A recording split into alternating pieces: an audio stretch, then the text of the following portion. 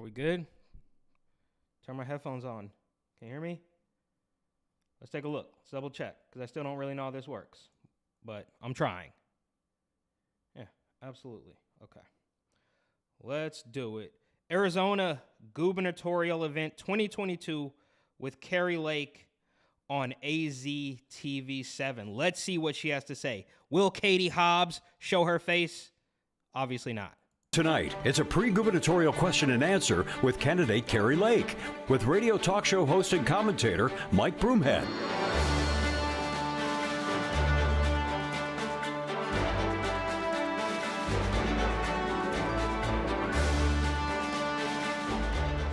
Good evening, I'm Mike Broomhead. This evening's event was originally scheduled to be a debate between the candidates for governor, Republican nominee Kari Lake and Democratic nominee Katie Hobbs, sponsored by Clean Elections, Arizona's voter education agency. Secretary Hobbs declined to come, and so the event became a 30-minute dialogue between Kari Lake and myself. With that, So right off the bat, he acknowledges that Katie Hobbs. I was just joking. I knew she wasn't going to show up, but it is pretty funny that this was supposed to be a debate, and of course, Katie Hobbs doesn't want to show up because she's got nothing to say. She knows that the machine is going to work for her, and she doesn't have to do anything. Let's get this. Can we? Is this good? Is this a good spot right here? All right. So yeah, this guy, whatever his name is, Bloomhauser or something, he straight up says right from the top that this was supposed to be a debate, but Kari. Sorry, did I say Kari? I meant Katie. Maybe. Anyways, let's get it started. Let's see what Kari Lake has to say, even though Katie Hobbs refused to show up. There we go. Welcome Republican gubernatorial candidate Kari Lake. Welcome. You have 1 minute for an opening statement. Oh my goodness. Thank you, Mike, and thank you to the Clean Elections folks. I know they had to kind of move things around as we tried to make a debate happen with myself and my opponent, but unfortunately, she was not courageous enough to show up for the debate. But I want to talk to you, Arizona. It's so. Wait, does it take courage? I mean, does it? If you want to run the state, does it take courage? I don't even think that's really part of the equation, but whatever. I mean, I guess she's kind of giving her the benefit of the doubt, because for her to show up wouldn't be courageous. It would just be part of the job, in my opinion. Good to be back in your homes. Over the last 509 days, I've been in many of your homes on the campaign trail, working hard to listen to what your concerns are. And I understand this state. I'm so blessed. God gave me a great career to cover this state as an honest journalist for 30 years. When you recruited me to run, Was she? I mean, I don't know. I'm not from the area, so I don't know. But was she honest the entire time? I don't know. Maybe a local can let me know. And I don't know how hard, it's going to be very hard to prove whether she was honest in, 2002 or whatever. But she's been on TV for a really long time. And I think before everybody had an iPhone in their pocket, we just didn't realize how bad the lies actually were, right? I decided to make sure that we have solutions to the problems we've had for a long time. And that's why we have a bold, aggressive plan to tackle some of the problems so that we can make Arizona the greatest state in the country. We're going to secure the border. We're going to make sure that our kids are properly educated, including making sure our kids have access to trade skill training and vocational training in high school so they're ready for the opportunities that are out there. What about if they're feeling like they might be the opposite gender? Are you going to support that, Kari? Can you hear me? We want to see Arizona growing, and we want to see Arizona becoming a state that is so attractive that everybody wants to come to Arizona, whether they're visiting or they want to move their business or families here. All right, let's get into the questions. We built these questions based on a number of questions sent in to Clean Elections from voters across Arizona. Overwhelmingly, the number one question was asked was about voter integrity and election denial. So I just want to start to clear that up. Recently, you made a statement and said, when I'm governor, we're going to make... Wait. Okay. Election denial is not a thing. So this still has this weird framing to it. Nobody denies that an election happened, right? Like, they can see through a very shady chain of events, and then you call them an election denier and say this is about election denial. And that just doesn't make sense. This is another on the laundry list of weird, Democratic dystopian doublespeak where they just come up with this stuff. And I don't know who this guy is. He may or may not be a Democrat, but he clearly works for this, I guess fairly mainstream news outlet. So that already makes you part of that incestuous entity, I suppose. But we need to stop using this phrase election denial. And they do the same thing with climate denier. It's all absolute nonsense. So we're getting off to a good start, kind of. Make sure that we have honest elections. Yep. What is it going to take to satisfy you that Arizona has honest and fair elections? That's a great question, and I have not shied away from that question. When I was on the campaign trail, I said 509 days on the campaign trail. That's a top issue for Arizonans. They don't like how the elections have been run. They don't feel that their vote truly counted. Facts. They know that when they see the mailbox with 5 ballots and there's only 1 voter at their home, that gives them pause and makes them realize that there's a lot of ballots floating around out there that shouldn't be out there. So we're going to work to improve the voting system, clean up the voter rolls, make sure that we don't have mail-in ballots floating around in homes where there's only 1 voter and they're receiving 5 mail-in ballots, and make sure that when our votes are counted, they're counted properly in a very transparent way where we trust the system of voting. What that's going to take, it's probably going to take a lot, and I'll work with the legislature to make that happen. We want every voter, whether they're Democrat, Independent, or Republican, to go to bed on election night and know that their one legal vote counted, and know that whatever the result is, whether their guy won or their guy lost, that they can live with the results because they know that our election system is fair, honest, and transparent. And we've just come so far, right? Like, I guess maybe it was a little bit before my time, but way back in 2000, everybody was claiming voter fraud. I don't even know if you're allowed to say that phrase anymore, but they were claiming some irregularities and something about a hanging Chad. So it's been going on for decades now. 2000, I guess everybody was on the same page. When Obama won, I don't even know about Bush 2's second term in 2004.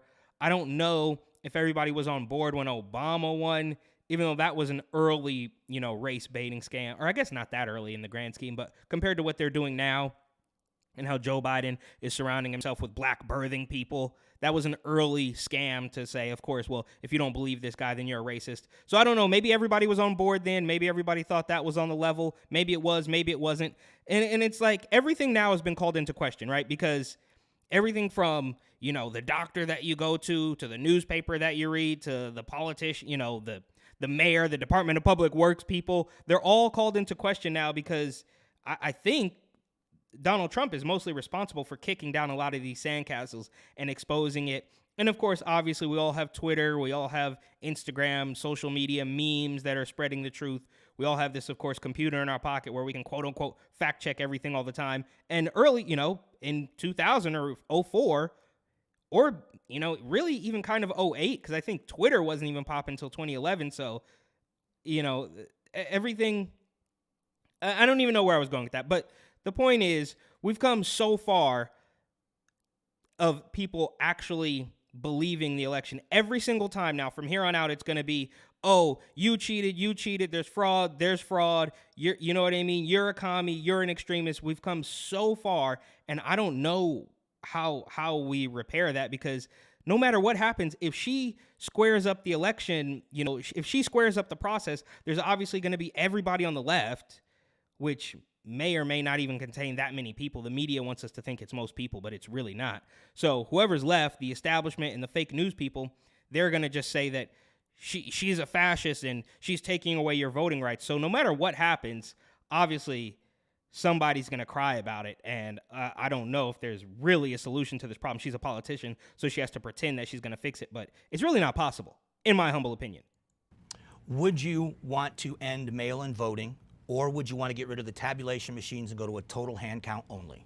I want to make sure that the machines are counting fairly, and we've had major problems with the electronic voting machines. And for the record, too, The Simpsons did a gag on this, I think, back in the Obama election, with the machines that kept voting for, of course, they did it from the opposite side. So Homer was in there and he was trying to vote for Obama, and the machine kept clicking it for Romney or McCain or whatever it was at the time. So this isn't new, and shout out The Simpsons. That used to be good. It used to be good.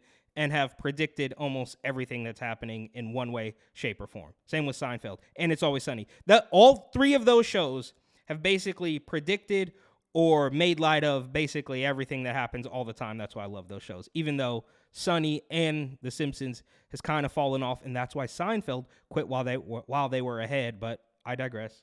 It's documented. And it's not just me saying this. Back in 2017, if you look on the internet, you can find probably 20 minutes of Democrats, from Hillary Clinton to Amy Klobuchar to Vice President Kamala Harris, saying that these voting machines, the electronic voting machines that tabulate our sacred vote, are easily compromised, not fair, easily hacked. I believe it was Kamala Harris, Mike, who said that she witnessed with her own eyes as one of these machines was hacked right in front of her.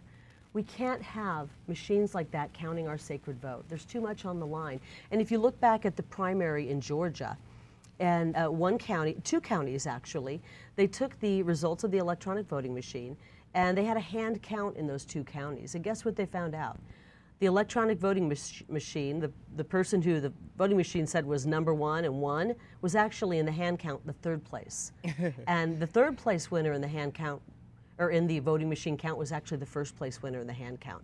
We can't have that kind of discrepancy. Our vote is too sacred. And so we want to make sure we have a secure and honest election system, and I'll work with lawmakers to make sure that happens. I know you've been asked about this election and whether you would abide by the results no matter what happens. Are you confident that this election cycle in Arizona will be a fair and election?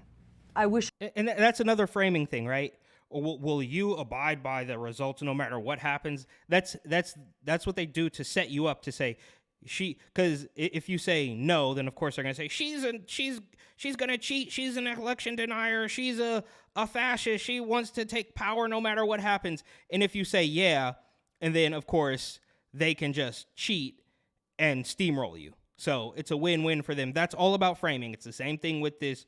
So you've denied the election. And this guy's doing an all right job, but we're only a couple minutes in, so we'll see if he is actually capable of doing a fairly neutral job, which I realize is not fully possible, right? We're all human. We all have our biases. You can call yourself a journalist. That doesn't make you not a human. So you're still going to have your point of view, but obviously there are some people, networks, outlets who are far more obvious and obnoxious with exactly what they want to happen and possibly what they're getting paid to try to make happen. I could sit here and say yes, but I'm not. We have an incompetent Secretary of State who happens to be my opponent. And I'm not the only one saying she's incompetent. The Arizona Supreme Court. But not just incompetent, Kari. Just for the record, Katie Hobbs and the rest of these, establishment puppets, they're not incompetent. They're actually evil and they're manipulative. You don't make it, you don't become a, 50, 60-year-old woman or, 50-year-old man like John Fetterman or whatever and get to these high, fairly high-ranking political positions and just be incompetent. No, that's you being able to play ball. And okay, fine, maybe evil is a little bit harsh, but it's incredibly manipulative, and it has to me very little to do with incompetence. They're not incompetent. In fact, they're doing exactly what they're supposed to be doing and what they're told to be doing. In a recent ruling, called her incompetent. She's not even showing up at the office. She's only been at the office 19 days in the last 6 months, and we the people are paying her salary. She's not showing up for work, and we have some very critical elections. I'm afraid that it probably is not going to be completely fair. We look back at the August 2nd election. That was a primary election. Katie Hobbs, the incompetent Secretary of State, is the one who gave guidance to the various counties of how many ballots they would need for the primary election. And Pinal County, one of our largest counties, 1 hour into voting on election day, ran out of only the Republican ballots. And they continued to run out of ballots. By the end of the day, a quarter of the polling places had run out of ballots. That's a lot of people who were disenfranchised during the primary election. And we're already finding out in this election, Mike, that there have been problems. Just this week, we found out that Hobbs, in her incompetency and maladministration, had already messed up with 6,000 ballots, the wrong ballots sent to the wrong people. And so we're seeing. Yeah, that's not a mistake. You see what I'm saying? She keeps calling it incompetence, but it's not incompetence. It's playing ball. It's doing exactly what the man or the people, the establishment, the curtain, whoever it is, they're doing. It's the same with that Secretary of State in Colorado, I believe, who just mistakenly sent thousands of registration reminders to non-citizens. That's not a mistake. None of this stuff is a mistake. Like we know that by now, especially after the Rona stuff. None of that was a mistake. All of their flip-flopping about, how effective this and that was and social distancing and all that, none of that was a mistake. That was all on purpose. Just like the entire thing that's happening, the gas prices, inflation, baby formula, the border, Ukraine, all of that stuff, that's managed decline. That's not a mistake. That's not incompetence. They're doing exactly what they want to be doing to make us dependent on them and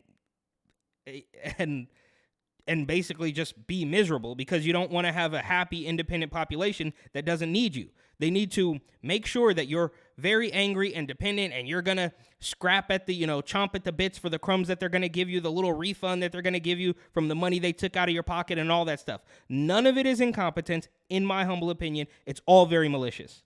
Seeing problem after problem. I wish I could sit here and say I have complete faith in this system. I don't have faith in this system, and that's why I'm going to work with lawmakers to come up with a way that we have secure elections, that our voting rolls are cleaned up so that we're getting rid of the people who don't live here anymore, they're not on it anymore, the people who don't exist, or the people who have passed away. So then, just to wrap this topic, why should you be confident if you win this race that you actually did win, and other Republicans? And why would anybody vote if they're not confident that these elections are going to be fair? Well, because if you drive around a lot of Arizona, now I haven't been everywhere, I haven't been, through every nook and cranny of the state, but it's pretty clear which side this particular state is leaning towards, right? Nobody is going to tell me that you drive around and see, vote for Katie stickers and signs and stuff like that. It's pretty clear who's actually doing the work. Even when you're driving down the highway, all the, FJB, Let's Go Brandon, Liberty, Free, all that stuff. None of that stuff is identifiable with a Democrat candidate. I don't believe so. Do you really think somebody driving down the road in a truck with a Liberty bumper sticker is going to say, "Oh, I really like that Katie Hobbs"? She hasn't even said anything. She's never made one point. Nobody even knows anything about her. I don't even know how she became Secretary of State.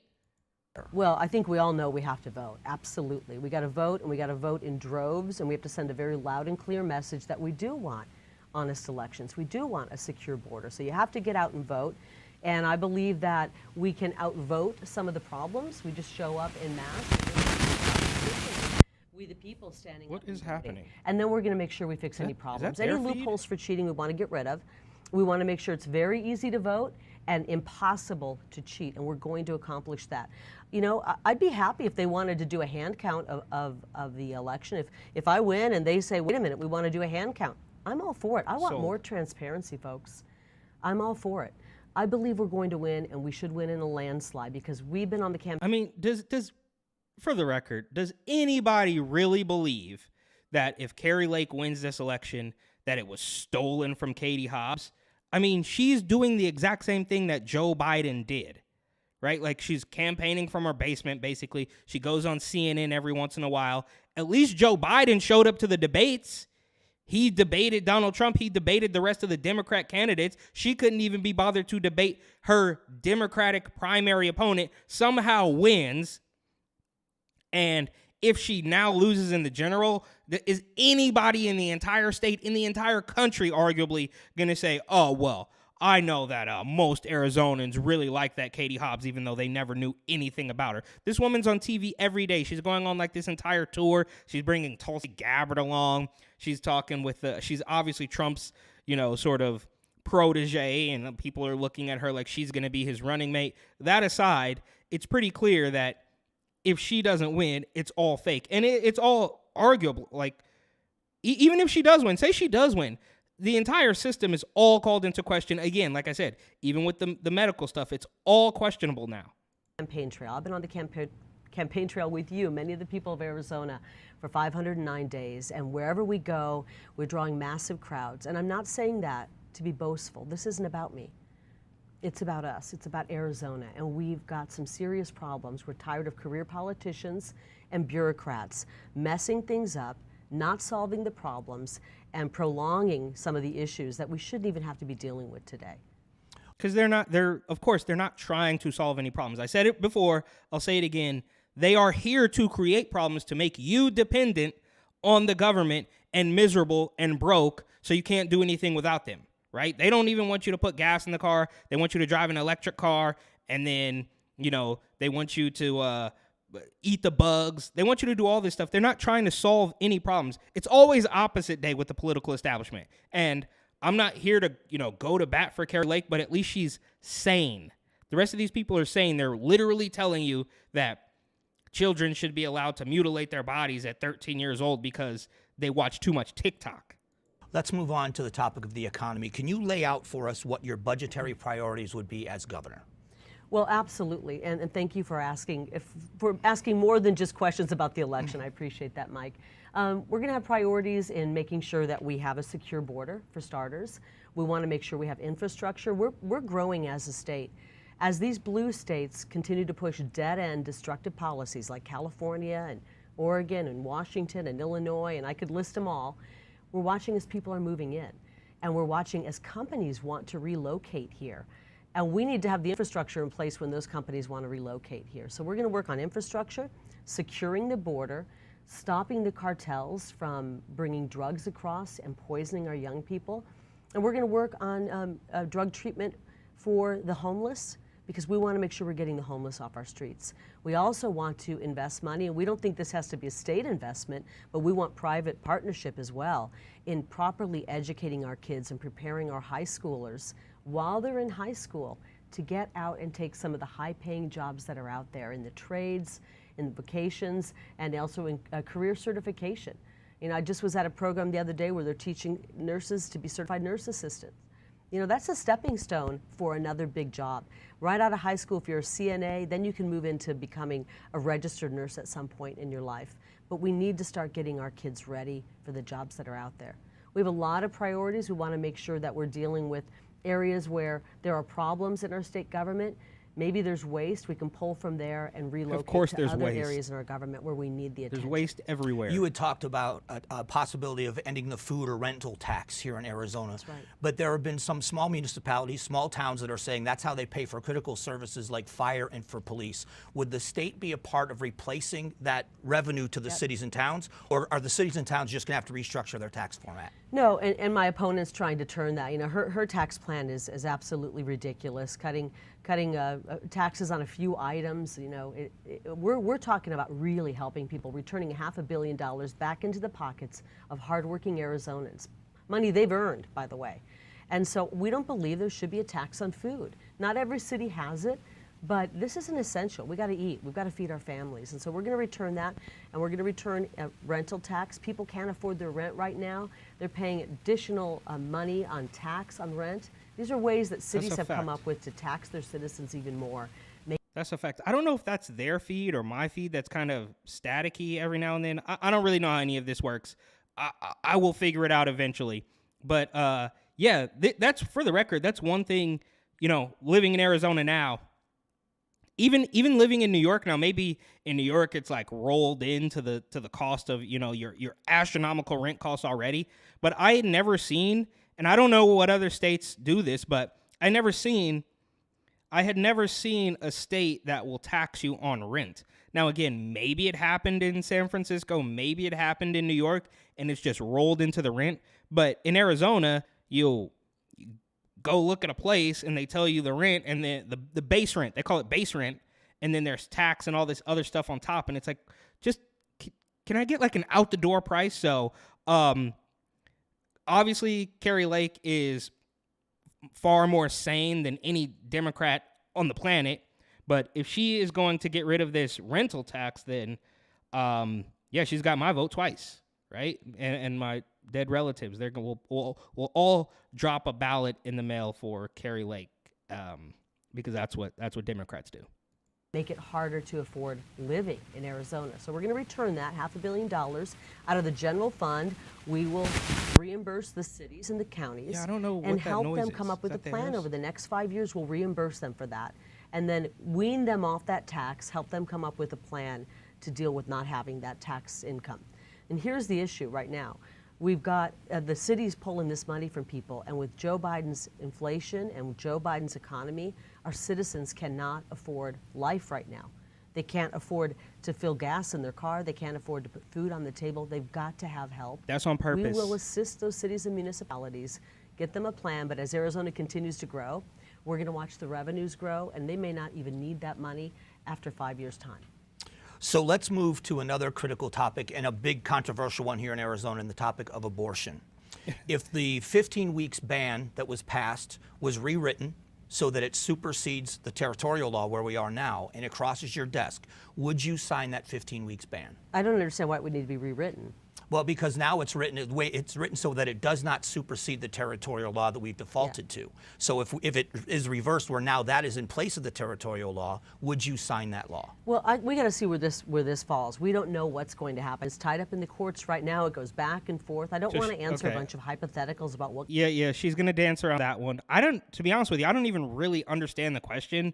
He's obviously taking a stab at getting her to answer something about abortion, which is, the main thing that she can't go too hard on, because that's where that's in California, at least, they're running these crazy ads. I'm sure people have seen it, where the cops knock on the door of a perfectly happy family because the mom aborted the 4th child or whatever. So this is clearly, ever since, July or August or whenever it was that the Roe Hobbs thing happened, the Democrat, that's their whole thing. That's all they have right now is, ironically, abortion and then transgender people, which, of course, either way you slice it, shouldn't be giving birth, but that's a completely different story. What kind of legislation I would or wouldn't sign, but I've never shied away from the fact that I'm pro-life. My goal is to save as many babies as possible.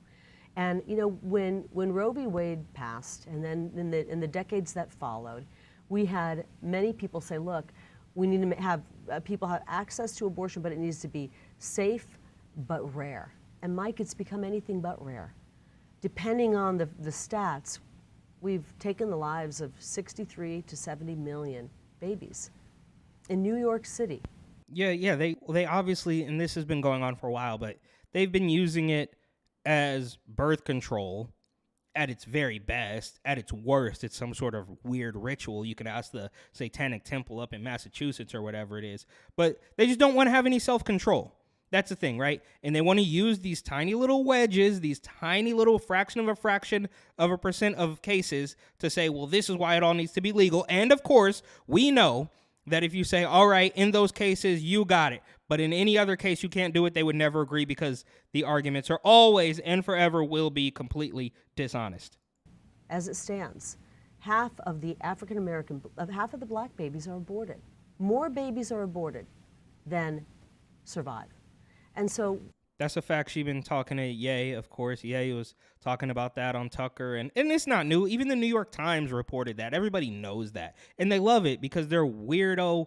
That's like their ritual. Like, remember, there was this lady. I think her name was Michelle Wolf. I forget what her name was. She was on Netflix, and literally had a segment called "Shout Your Abortion." And these girls, they walk around with fake blood on their pants, and they got the hangers and all this theatrical stuff. It's all theater, and it's just like, half of you guys are probably not even having sex, and then the other half, you just want to you're hopping on the bandwagon. Oh, and just, sorry, side note, Stacey Abrams, of course, who's running for governor in Georgia, she's getting so desperate, she's bringing in washed up rappers. She was on stage at a Lotto. I think her name's Lotto. She's in the, in the Cardi B, Nicki Minaj, Lizzo realm of, twerkers and, targeting the 18 to 25-year-old women. So she's campaigning with washed up rapper Common. She's on stage at a Lotto concert. She's denying that she ever denied the election. She's saying that if you just would abort your baby, that would help inflation.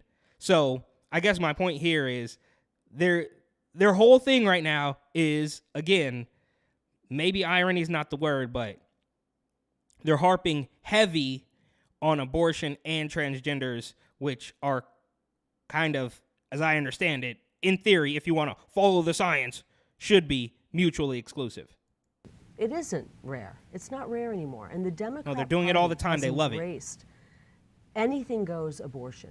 You could be in labor, ready to deliver your baby that you've carried for 9 months, and if you choose to have an abortion, they're okay with that. And if you don't believe me, ask my opponent. I know she didn't have the courage to be here today, but she has finally been pinned down a couple times on that because I pressured the media to ask her.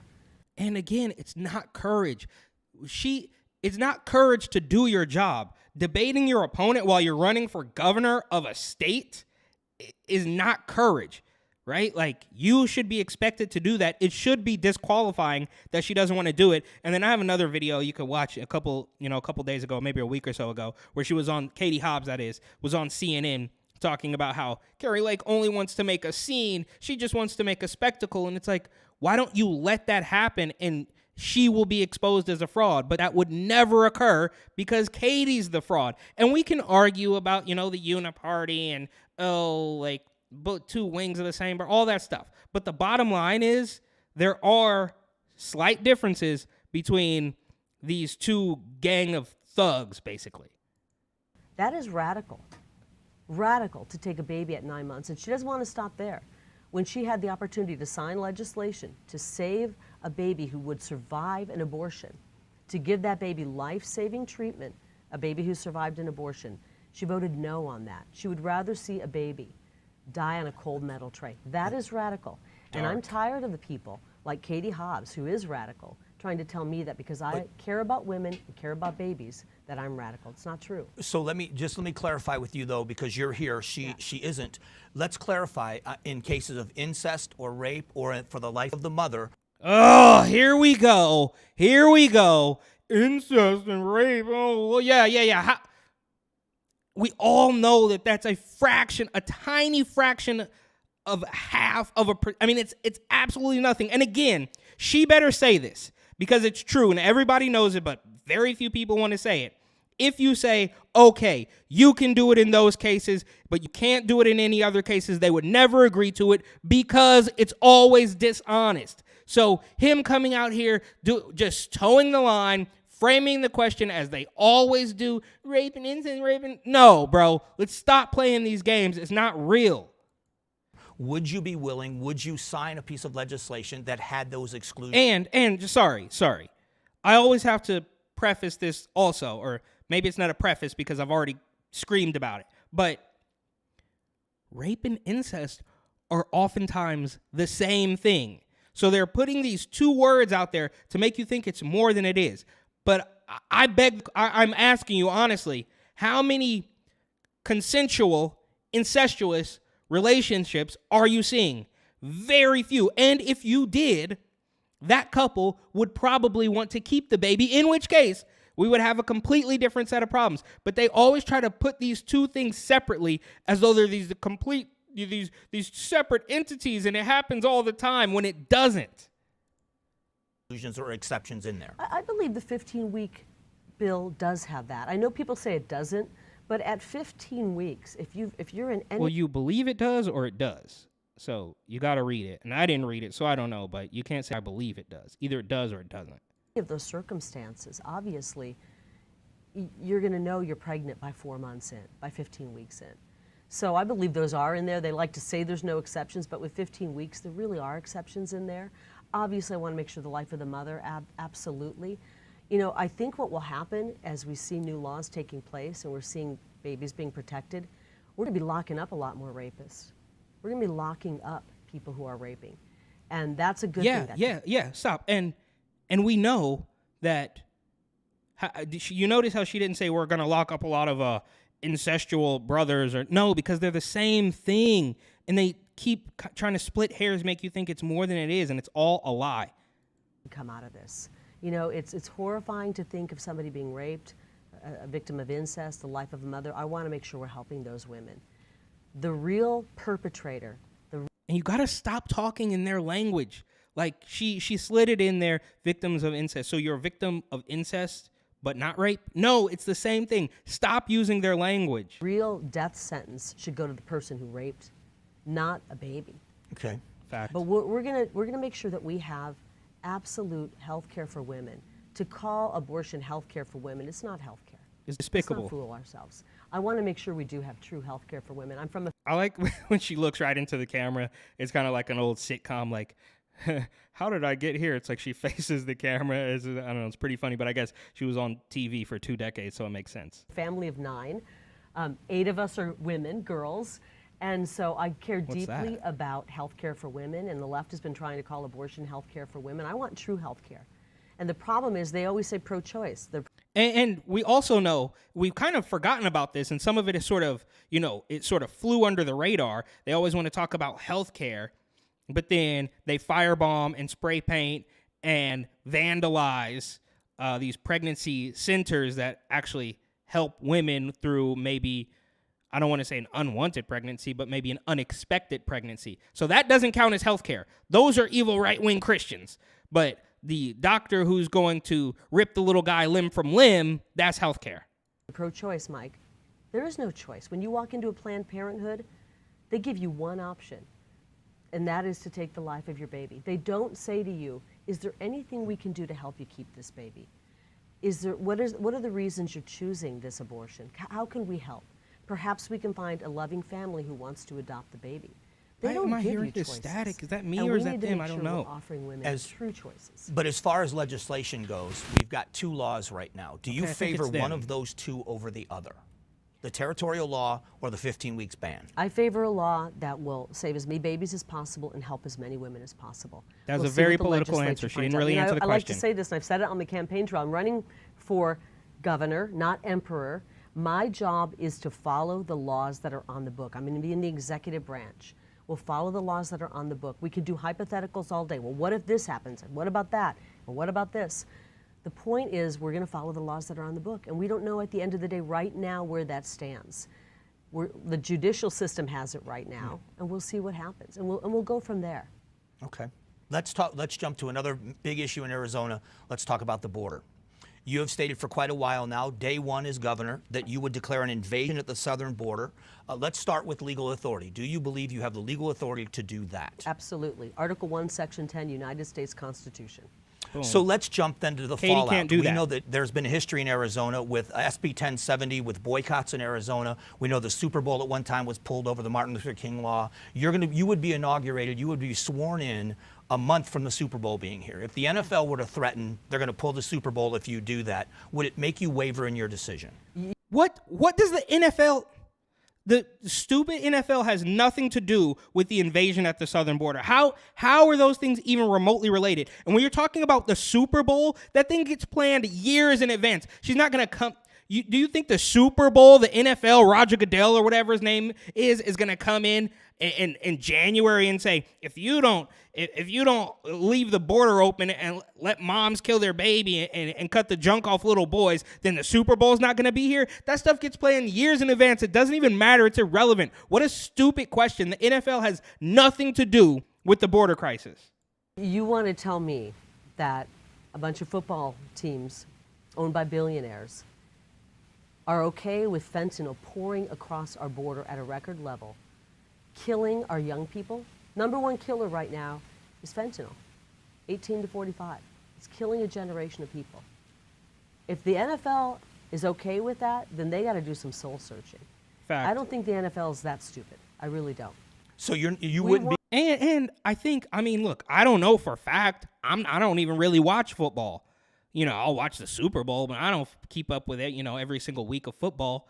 But I think it's safe to say that the majority of NFL fans aren't weirdo, blue-haired lefties who are talking about nobody is illegal on stolen land. I just don't think that's their demographic. They try to wedge it in with their BLM helmets. The MLB tries to wedge it in with their pride uniforms. The NBA with, painting BLM on the floor. They try to wedge it in. But does anybody really think that their demographic is, first of all, because that demographic barely even exists. It's in like a pocket in California, a pocket in New York, Portland, Seattle, maybe Chicago, Madison, Wisconsin or something. Like, they're in these little pockets. The media wants us to believe that segment of people is huge, and it's just not. It's the same thing that they do with this rape and incest. They want you to believe that that's a huge thing that's happening all the time. They want you to believe that intersex is a huge thing. It happens all the time, and all you need is some of these pharmaceuticals to help clear it up, and then when you're done with those, we'll chop you up. It's all despicable. Be concerned about sure that we're stopping the cartels. Okay. No, I'm not concerned. Okay. I don't know. I think it's their feed. I am not a pro. I am not tech savvy, but I'm getting some like weird static in my headphones. I'm here. I think it's their video. I hope it's not mine because every time I pause, it goes away. The people of Arizona is who I work for.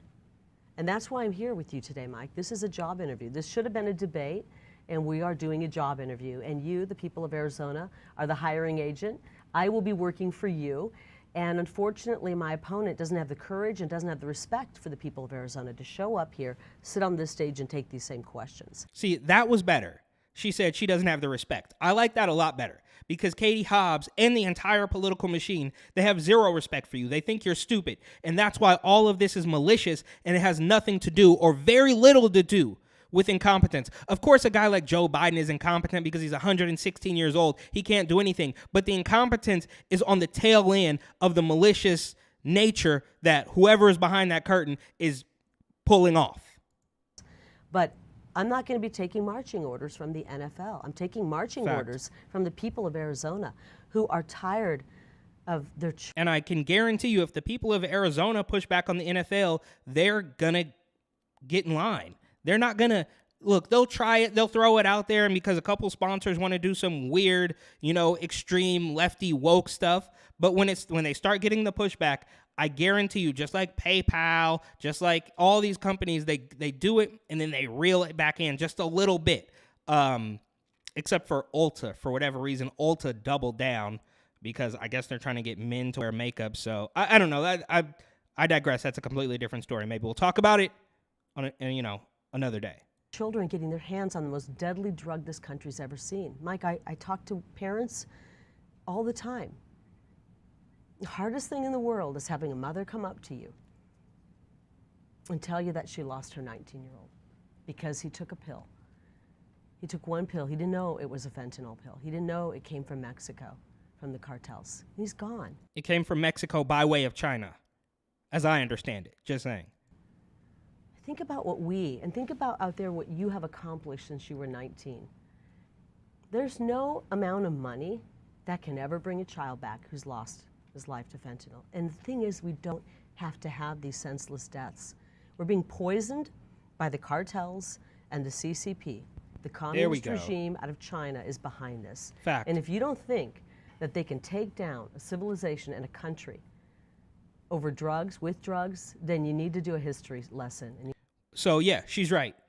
The CCP and the Mexican cartels are flooding the country with fentanyl, and they're taking over through that.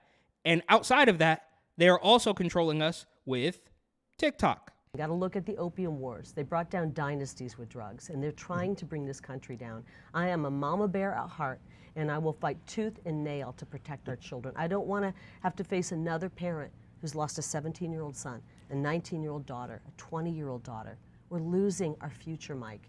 And so if the NFL has a problem with that, they're going to have to lick their wounds, Yeah, because tell them to we pull are up going then. to secure our border in Arizona.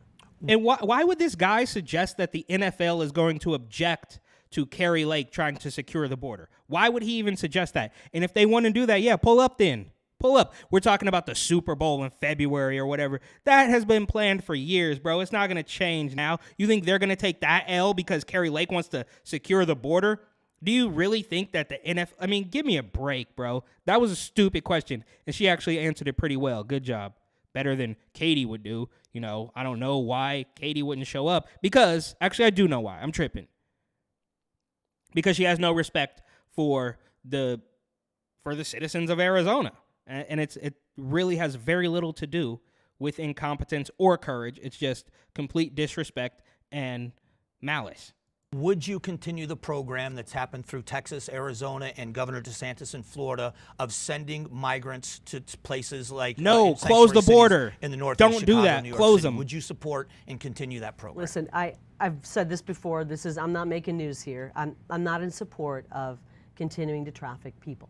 Fact. It was a great photo op. I got a kick out of watching Martha's Vineyard lose their mind over 50 people illegally here showing up.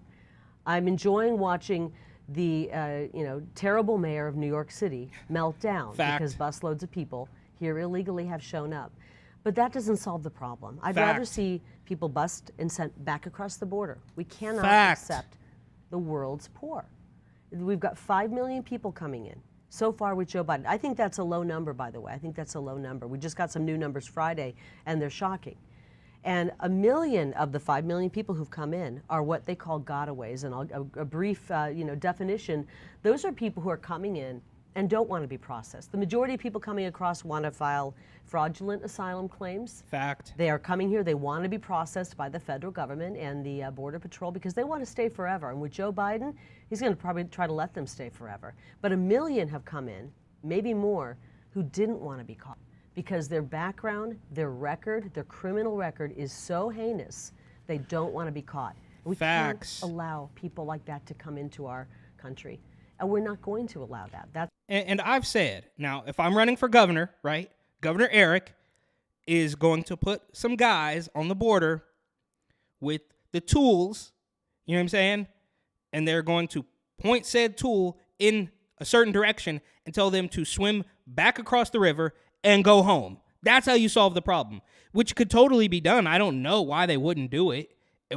I mean, maybe I think this guy Blake Masters is kind of running on that. And look, I'm not an expert. I don't know what the governor pulls off and what the senators pull off and exactly what they do. It seems to me like they probably just spend most of their time campaigning for more money for the next election cycle. And I've always asked, when these people get up in the morning and they, drink their first cup of coffee, what do? Because I assume they're not running their own social media. They're not answering their own phone. They're not sending their own emails. They have aides and staffers for all that. So I'm genuinely curious as to what happens a day in the life of somebody who's actually in a political office. Really, any of them. Congress, Senate, all these people, like, what do they actually do? They're just milking taxpayer dollars and buying Teslas and shopping at Whole Foods or whatever, as far as I'm concerned, and coming up with weird new rules to make you get a shot or make you wear a mask or make sure that you can cut the junk off your kid. And I'm sorry if I'm harping on that, but it's absolutely disgusting that they think they have fooled people into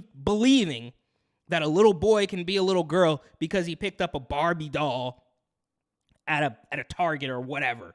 Or there's this story recently of this girl basically getting her face smashed in by a transformer volleyball player who spiked the ball directly at her, which maybe, I'm sure it could happen. Another woman could do that, but we haven't really heard of that, right? I think we probably would have heard of that maybe, in the past decade or two. But we haven't until now. Same thing with the swimming and the cycling and all this stuff. It's absolute nonsense. And of course, it goes without saying, but I'll say it anyways, because I'm here to beat these hypocrisies into a paste. You would never see a woman transition into a man and start competing on the PGA Tour or trying out for the NBA or the NFL or anything. It just wouldn't work. But for some reason, it works the other way around, and we're all just supposed to buy it. That's why I'm going to be tough on the border. Let me ask you one more question on this topic. Okay. I don't know, again, how I got from the border to the transformer issue. I'm not quite sure. I don't remember. Maybe I'll run the tape back and make sense of all of this.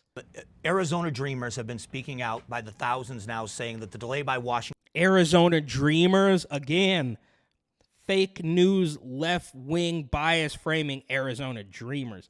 Oh, you mean the people that came in here illegally a long time ago and we're just kind of letting chill now? Is that what you mean? What are the Dreamers, right? Like, yeah, your mom hopped over the fence illegally and you were born here, so no, that's an anchor baby and they're legal. I don't even know. It's like some weird euphemism that the left uses to make you think that people who broke the law. I mean, if I break the law, I'm going to jail, right? These people show up illegally. I have to, in order for me to rent an apartment, I have to show 3 years of tax returns, 2 forms of ID, proof of employment, a recommendation letter from my old landlord, all this, that, and the other. But you can just hop over the fence and you're going to rent a place. How is this even working logistically? It doesn't make any sense outside of the fact that you just shouldn't be able to, You know, I can't show up at the grocery store, you know, maybe a 6 p.m. grocery store rush hour and just start cutting the line. That's not how it works. Washington, D.C., and finalizing status for the Dreamers. There is a huge population of Dreamers in Arizona. What is your stance on the Dreamers and what we should be doing as a country with the Dreamers? I'm running for governor of Arizona. That's a federal issue. Right. And so I don't get to decide that. But what I can do is keep people from coming across the border, and that's what I plan to do. So lastly, let me expand then. The shipping container issue that's been done, where the state has stepped in and said, we have the legal right, they're now fighting in court. Would you continue that fight as governor? Oh, yeah. We are going to have a legal fight on our hands. I mean, you don't think for 1 second the left and the cartels are going to pour money into attorneys to try to fight the people of Arizona? Yeah, and they already, wait, hold on, I'm sorry. They already have, I believe, fact check me on this, but I believe they already have some like Soros-sponsored lawsuits for the 50 people that were sent to Martha's Vineyard, and they say they were kidnapped or something stupid like that. So they're going to throw out all these weird, frivolous lawsuits, just like they did with Alex Jones, just like they did with Kanye West. They're going to have some weirdo, globalist, Soros billionaire telling them exactly what to say. Oh, we were here for asylum, and we did not want to go to Martha's Vineyard, even though it's beautiful. I haven't been there, but I hear great things. So they've been coached in exactly what to say. So there's going to be nonstop frivolous lawsuits from the left, and this one, I guess, from Kari Lake might be legitimate. I don't really know how it works, but I do know, like she said, she can just stop the people from coming over. And I kind of got sidetracked. I don't even know where she was. She was talking about the shipping containers, I think, because they put up some shipping containers as a makeshift fence. Sorry, I'll go back. There's citizens who want a secure border. The left, that's kind of what they're good at, is called lawfare, and they will try to tie us up in court. And guess what? We're ready for it. And that's what they do with everything. They put all of this stuff that they've been doing lately has all been illegal, but it's just they rule, they decree by press conference, right? So, oh, you don't have to pay rent, says the CDC, but it's not real. It's completely illegal, and it gets overturned. But it was in a press conference, so it must be real. Or you have to get the shot, or you can't go to work. But it's completely illegal and it gets overturned, but it was in a press conference, so it must be real. Or we're going to cancel your student loans. Again, same thing. Oh, we're going to let you free from It's all just decree by press conference to trick stupid people into voting, even though they are likely to manipulate said vote anyway. We'll go to the Supreme Court, and we will win this battle. We have the right as a state. We are sovereign to protect our border. And we intend to do it, and we're ready for the legal fight. And we're going to figure out who's who, Mike. We're going to figure out the people who want to sue us for wanting safe streets. It's going to get sorted out real quick. Who are these people? Who's funding them? Who wants to prevent us from having safe streets? Who wants to prevent the people of Arizona from getting deadly fentanyl out of our state? I don't like being known as the state where fentanyl pours in. I want to be known as the Grand Canyon state. I want to be known as the state with the greatest people, the hardest working people in the country. I don't want to be known as the fentanyl pipeline. So we'll figure out in short order who's who and what side they're on. Are they on the side of the cartels and the narco-terrorists? Or are they on the side of the good people of this country who want safety and security back? Let's shift to education. Arizona, I'm just going to read the statistics. Only 41% of children in Arizona are passing in English language arts, only 30% in math. What can you do specifically as governor to help those numbers get to where they need to be? Well, it's not pouring more money at the problem. I think we're spending $8.4 billion. More than half of our state budget goes to education. So next time you hear someone saying we need more money in education, that's not the answer. That's a scam. I think we're going to see a lot of these problems sort themselves out, actually, with ESA for All. And I want to give the hardworking moms and dads who fought for that a credit, because our legislature passed it and our governor signed it, and that is a true legacy for Governor Ducey. I'm really proud that he signed that. I don't even know what that is. And that's going to be the way that we lift our curriculum up. The curriculum has not been good. We're not engaging our children's minds. I think we're teaching to the test. We want to make sure we're not doing that any longer. These are things we can do. Yeah, of course. They're teaching just, how to memorize, and they're not understanding the concepts, right? So they can get the answers, but they can't show their work. And that's happening all the way through college for sure. There's nothing worse than when you can tell a teacher's just teaching to the test and you're actually not teaching the children. And so we're going to pull that kind of program where we're not having to teach to the test anymore. We're going to actually stimulate our children's brains. With ESA for All, when a parent can say, I don't like what they're teaching at this school, we're moving our child to this school, or we're going to homeschool them.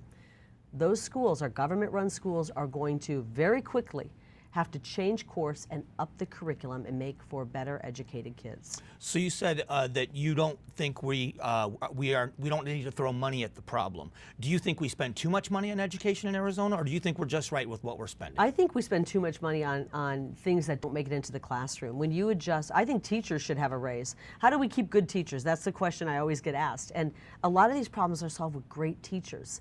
The way we keep good teachers is we pay them what they're worth, and right now, if you adjust teachers' inflation since 1970, adjusted teachers, I should say, salary since 1970, adjust it for inflation, and this is before Joe Biden's hyperinflation. They really haven't had a pay raise since 1970, even though they have had incremental pay increases. But the administrators have shot up. We have too many administrators, and they're making way too much money. No administrator should make. It's all bloated, just like the federal government, just like state governments. It's all so bloated, and these teachers' unions are completely corrupt, and they're only working for themselves, and that's why they want to, take extra long vacations. And Rona's so scary, and we're not going back to the classroom. So on one side, this is in New York. My experience in New York is that on one side you have a bunch of corrupt, lazy teachers and a corrupt teachers union and a corrupt mayor all saying that they're not going to go back to work because Rona's so scary. And then on the other side, you have the corrupt mayor and the corrupt medical establishment saying that these other people can't go back to work because they didn't comply. So the people who complied, the people who are the first to get the juice, and the people who are the first to wear 2 masks, they're the ones saying, I don't want to go back to work. And the people that said, I don't want to get the juice, they're told that they can't go back to work. So that's what's, at least, I can't imagine it's quite as bad in Arizona, but that's how it was in New York, and I'm sure in California and, Oregon or Washington or something like that. More than a teacher in the classroom, except maybe the principal. We need to give our teachers a higher pay, but we also have to make sure they're teaching curriculum that makes sense. You think we're going to keep a kindergarten teacher who has to teach sex education to a 5-year-old? My opponent sponsored legislation. Katie Hobbs sponsored legislation to introduce sex ed to kindergartners, to 5-year-olds. I don't know any kindergarten teacher who wanted to become a kindergarten teacher because she wanted to talk about sex with 5-year-olds. We are pushing our teachers, our good ones, out with this nonsense curriculum. On purpose. Where we're pushing a lot of confusion, gender confusion, anti-American history on our teachers. They don't want to teach this stuff. They want to really inspire children. So I have time for one more question. We're just about out of time, and it's on this. So you believe with the current budget as it is, there's enough money to give those teachers the raises they need to keep good teachers? We don't need to increase spending in Arizona? I don't believe we do. If we're getting the money into the teachers and into the classroom, we need to get rid of some of these administrators. We have way too many of them. The bloat is there. The bloat is real. Fact. But I really want to start churning out kids who are ready for the real world. If this is the last question, I want to mention how important my dual-track education plan is, which is after 10th grade, you decide if you want to go off and take that 4-year college degree path, which is great, go for it. Or if you want to get trade skill training, vocational training, and career certification in high school, we want our kids ready for that. I know you started your life with skills training as, I believe, an electrician. Yes. And that's something you can always fall back on. You can always fall back on it. You always have a job when you have those kind of training. All right, we are rapidly running out of time. Okay. You have 1 minute for a closing statement. Oh my gosh, Arizona, I've so enjoyed the last 509 days on the campaign trail. I loved covering you, Arizona, for nearly 30 years, but I've really loved campaigning across the state. And I want you to know, as your governor, I will show up for work every day. I'll show up early, I'll leave late, I'll roll up my sleeves, and we're going to get to work solving the big problems we have. We will bring back safe streets. We will bring back a secure border. We will stop the flow of the deadliest drug rolling through Arizona. And we're going to make sure that we get the homeless off the streets so that we can take our kiddos for a bike ride, enjoy the beautiful weather we have here in Arizona. We're going to I just think it's hilarious, too, they're talking about, like, homeless people. And yes, there are homeless people in Phoenix, but, in Phoenix and, I don't know, whatever, Flagstaff or Sedona or whatever the big cities are in Arizona. I don't even know. But she's talking about homeless people in Arizona like it's just this terrible thing. And look, I'm not here to say that homelessness is good or there's not any homeless people in Arizona, but it's like it's a drop in the bucket compared to the problem that California and New York have with the homeless people. I mean, literally everywhere. You quite literally have to walk over them when you're getting out of the train, they take over doorways of businesses and they don't even blink an eye. They're talking about, hey, maybe we need to stop the subway slashings and the, pushing people on the tracks and the hatchet attacks. And they're not even worried about the homeless people. So I guess in a weird way, this is a better problem to have than those incredibly disgusting coastal cities. To get those people help as well. We want to make sure that as we go into this election, we're getting our neighbors out to vote and you're getting out to vote. I ask for your vote on November 8th, and I thank you for your time today. Kari. Where's Katie?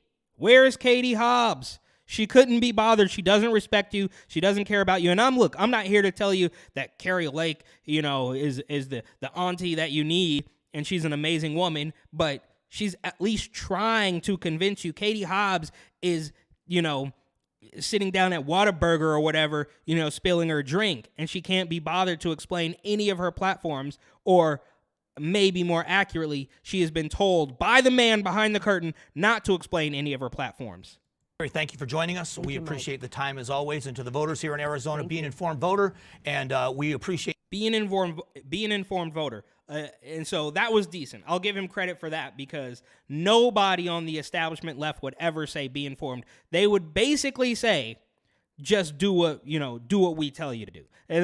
Not in those exact words, obviously, but they're never going to tell you to look into anything. They're not going to tell you, hey, we think this certain pharmaceutical might help you. You should do some research on it. They'll say, doing your own research is a conspiracy. That's what they say. Just obey us. We're scientists. We're doctors. We're politicians. We know better than you. Meanwhile, they are just complete and total despicable scumbags. you spending time with us today, and we look forward to seeing what the results are come November. Thank you, Mike. All right, thank you all for being here. It's been a great event, and we look forward to seeing the results and thanks to the people from Clean Elections and AZTV. And thanks for nothing, Katie Hobbs. Couldn't even be bothered. What an absolute hack. Now, Kari wasn't bad. Right? Again, she is a politician. She'll dance around some of the questions a little bit, like maybe the abortion thing a little bit. I don't know. I didn't really think the question even made sense. Something about the 15-week and superseding the national, whatever. Doesn't even matter. The point is, if anybody for 1 second thinks that Kari Lake winning is somehow a slight or a fraud to the Democratic Party, they are just plain old delusional.